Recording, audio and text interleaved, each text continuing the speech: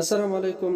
مرګرو په سعودي عربیه کې ټول کم پابندیانې چې وي الحمدلله ختمې شوي دي، خو بعضې ملګري دا سوالونه کوي چې د پاکستان نه اوس د دې پابندۍ نه وروستو د عمرې دپاره پیکج چې دی د هغې ریټ څه دی. دوستانو د ساده ټریول ټور اپریټر علي زمان دا ویلي دي چې دې وخت کې عمره پیکج د 2 لاکو پاکستاني روپونو والا تر 2.5-3 لاکو روپو پورې پیکج دی. هغه دا هم ویل چې په دې کې هوټل او دیگر اخراجات شامل دي.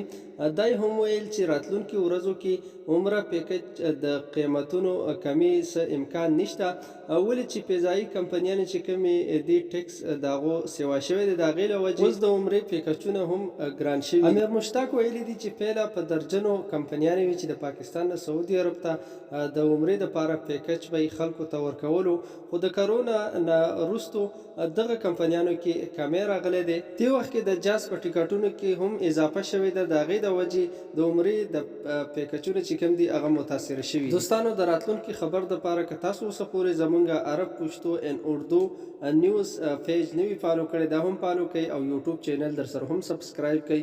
د خپل ځان خیال وساتئ. السلام علیکم ورحمة الله وبرکاته.